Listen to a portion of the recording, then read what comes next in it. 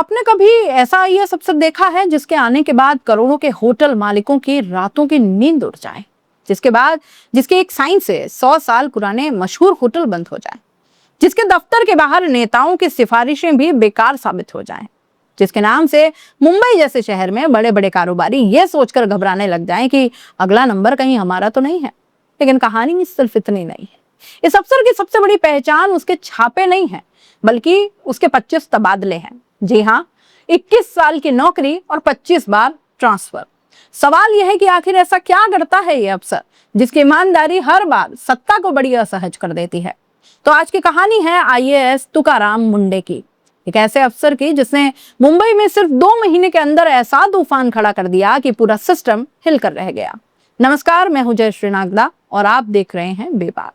आज की कहानी किसी फिल्मी हीरो की नहीं, बल्कि एक ऐसे सरकारी अफसर की है जिसने ये साबित कर दिया कि अगर इरादे साफ हो ना, तो बिना किसी बड़ी कुर्सी या राजनीतिक ताकत के भी पूरे सिस्टम में हलचल मचाई जा सकती है।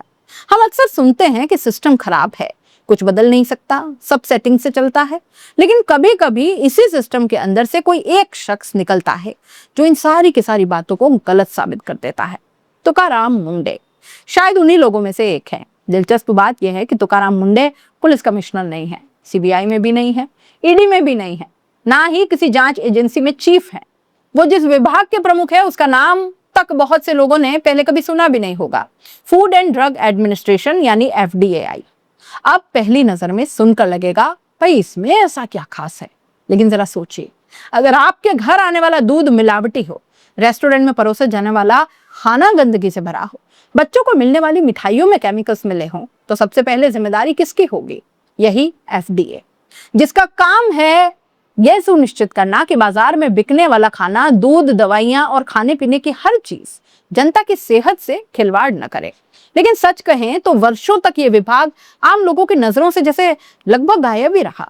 न इसकी कार्यवाही सुर्खियों में आती थी, न लोग इसके नाम से डरते थे, और शायद इसी वजह से मिलावटखोरों के हौसले बढ़ते चले गए।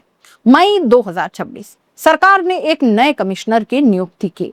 नाम था तुकाराम हरिभाऊ मुंडे। सरकारी आदेश तो हर दिन निकलते हैं, लेकिन शायद ही किसी ने सोचा होगा कि ये पोस्टिंग पूरे महाराष्ट्र में चर्चा का विषय बन जाएगी। चार्ज लेते ही इन्होंने एक साफ संदेश दे दिया, जो भी जनता की सेहत के साथ खिलवाड़ करेगा उसके खिलाफ कोई रियायत नहीं बरती जाएगी।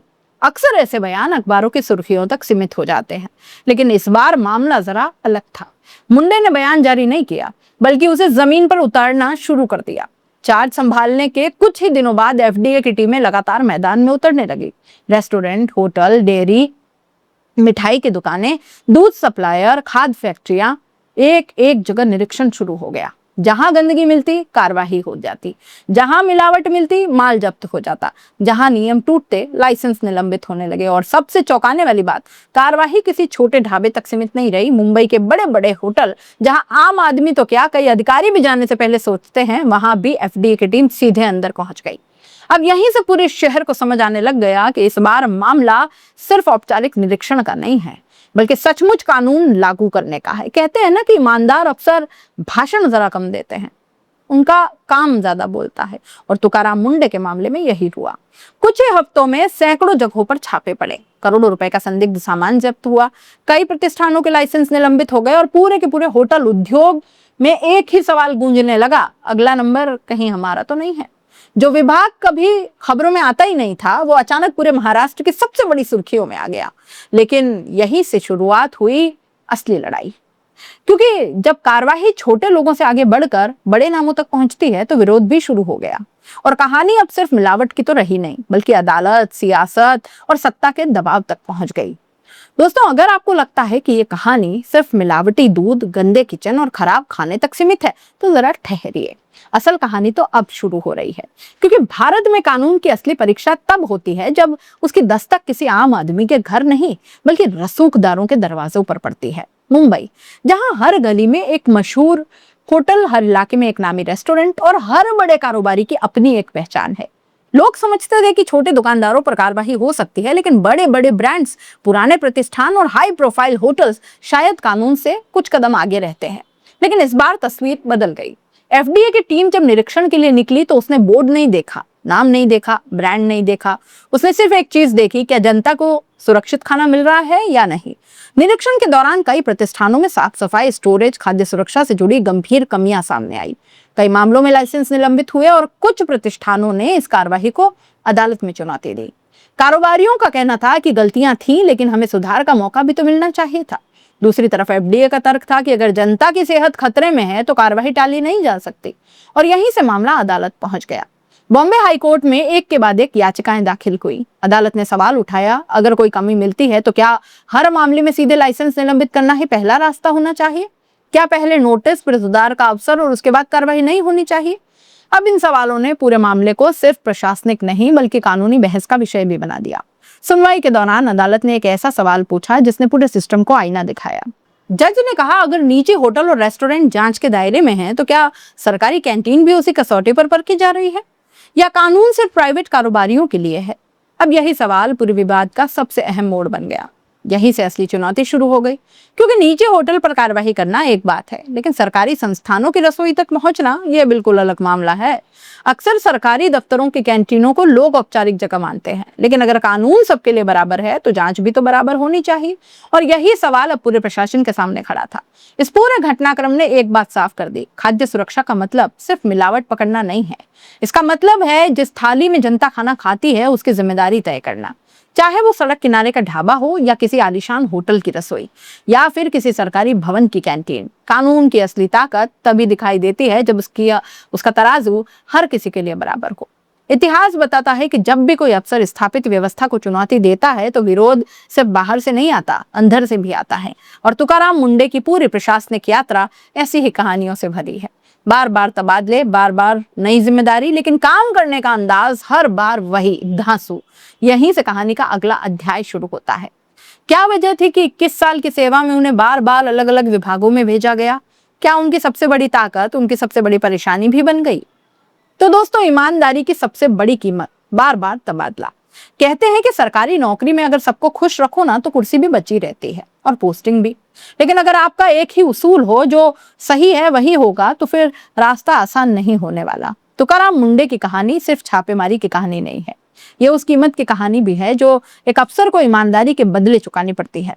जरा सोचिए, एक अफसर जिसे किसी एक शहर या विभाग में काम करने का पूरा मौका भी न मिले, आज यहाँ कुछ महीनों बाद वहां फिर किसी और विभाग में। ऐसे में कोई भी व्यक्ति सोचेगा कि आखिर बार बार ऐसा क्यों हो रहा है। रिपोर्टों के अनुसार अपने प्रशासनिक करियर में तुकाराम मुंडे को कई बार अलग अलग विभागों और पदों पर स्थानांतरित किया गया। उनकी कार्यशैली को लेकर लगातार चर्चा होती रही, लेकिन दिलचस्प बात तो यह है कि हर नई पोस्टिंग पर उन्होंने फिर वही किया जो उन्हें सही लगा। किसी शहर में अवैध कब्जों पर कार्रवाई, कहीं सरकारी व्यवस्था में अनुशासन, कहीं अस्पतालों का औचक निरीक्षण, कहीं बायोमेट्रिक व्यवस्था, तो कहीं पानी जैसी बुनियादी समस्या पर काम। उनके प्रशासनिक सफर में अलग अलग विभागों में सख्त निगरानी, निरीक्षण और सुधार जैसे जुड़े कई फैसलों का उल्लेख मिलता है। यानी कुर्सी बदलती रही लेकिन काम करने का तरीका नहीं बदला।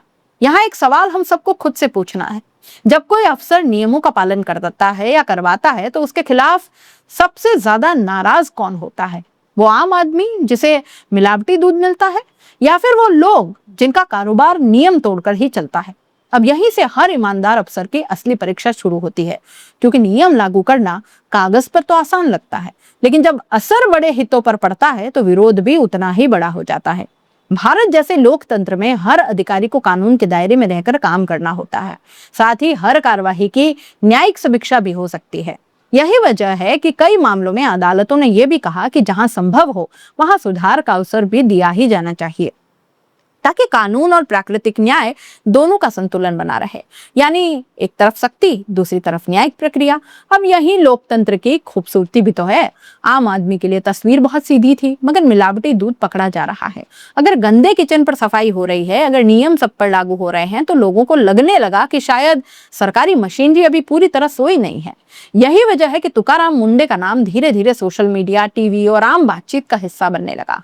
लोग उन्हें किसी फिल्मी हीरो की तरह नहीं, बल्कि एक ऐसे अफसर के तौर पर देखने लगे जो कम बोलता हो लेकिन फाइल पर साइन करने से नहीं डरता। जब करोड़ों का कारोबार दांव पर हो तब प्रभावशाली लोग नाराज हो, जब राजनीतिक दबाव बढ़ने लगे तो किसी भी अफसर के सामने सबसे बड़ा सवाल होता है, क्या वो अपने फैसलों पर कायम रहेगा या समझौता कर लेगा? अब यही सवाल आज भी तुकाराम मुंडे के सामने खड़ा दिखता है। अब कहानी पहुंचती है उसके अहम मोड़ पर। क्या सिर्फ एक अफसर पूरे सिस्टम की तस्वीर बदल सकता है? क्या मिलावट के खिलाफ यह अभियान लंबे समय तक चल पाएगा? और सबसे बड़ा सवाल, अगर हर विभाग में एक तुकाराम मुंडे जैसा अफसर हो जाए तो क्या भारत की तस्वीर बदल सकती है? दोस्तों, अब जरा एक पल के लिए तुकाराम मुंडे की कहानी को भूल जाते हैं और खुद से सवाल पूछते हैं। जब भी हम किसी होटल में खाना खाते हैं, क्या हमें सच में पता होता है कि उस किचन में सफाई कितनी है या कैसी है? जिस दूध को हम अपने बच्चों को गिलास में परोसते हैं, क्या हमें यकीन होता है कि उसमें सिर्फ दूध ही है या कुछ और भी मिलावट नहीं है? जिस मिठाई को त्योहार पर खुशियां समझकर खरीदते हैं, क्या हम जानते हैं कि वो सचमुच खाने लायक भी है या नहीं? सच तो यह है दोस्तों कि हम हर दिन भरोसा खरीदते हैं, लेकिन कई बार हमें बदले में धोखा ही मिलता है। पुलिस अपराध रोकती है, अदालत इंसाफ देती है, लेकिन एफडीए जैसे विभाग हमारी थाली की हिफाजत करते हैं, क्योंकि अगर खाने में जहर घुल जाए ना, तो उसका असर सिर्फ एक इंसान पर नहीं, पूरे समाज पर पड़ता है। एक मिलावटी दूध, एक गंदा किचन, एक खराब दवा सैकड़ों लोगों की जिंदगी पर असर डालता है। शायद इसी सोच के साथ मुंबई में कार्यवाही का सिलसिला शुरू हुआ। एक तरफ वे लोग हैं जो कहते हैं कि जनता की सेहत से कोई समझौता नहीं होना चाहिए, और दूसरी तरफ अदालतें भी ये याद दिलाती हैं कि कानून का इस्तेमाल निष्पक्ष और संतुलित तरीके से होना चाहिए। जहां संभव हो सुधार का अवसर भी मिले और नियम निजी और सरकारी दोनों संस्थानों पर समान रूप से लागू है। यही लोकतंत्र की सबसे बड़ी ताकत है। यहाँ कार्यवाही भी होती है, उसकी समीक्षा भी। और ये सवाल सिर्फ तुकाराम मुंडे का नहीं है, ये सवाल हर उस अफसर का है जो ईमानदारी से काम करना चाहता है। क्या एक व्यक्ति पूरी व्यवस्था बदल सकता है? शायद नहीं, लेकिन एक व्यक्ति पूरी व्यवस्था को सोचने पर मजबूर जरूर कर सकता है। एक व्यक्ति दूसरों के लिए मिसाल बन सकता है। एक व्यक्ति ये साबित कर सकता है कि सरकारी कुर्सी सिर्फ आदेश देने के लिए नहीं है, जिम्मेदारी निभाने के लिए भी होती है। हमें सिर्फ सख्त अफसर नहीं चाहिए, हमें निष्पक्ष अफसर चाहिए। ऐसे अफसर जो कानून को देखकर फैसला लें, चेहरा देखकर नहीं, जो कार्यवाही करते समय नाम नहीं नियम को देखा करें, जो गरीब और अमीर दोनों के लिए एक जैसा कानून लागू करे।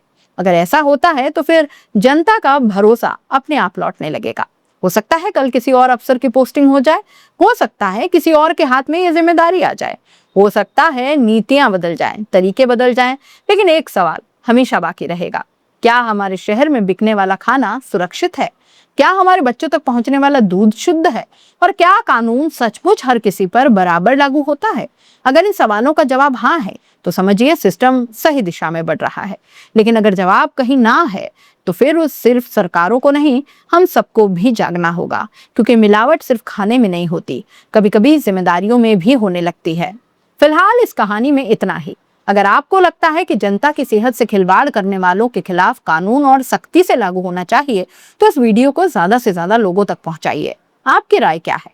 क्या ऐसे अधिकारियों को लंबा कार्यकाल मिलना चाहिए या बार बार तबादले प्रशासन की मजबूरी है?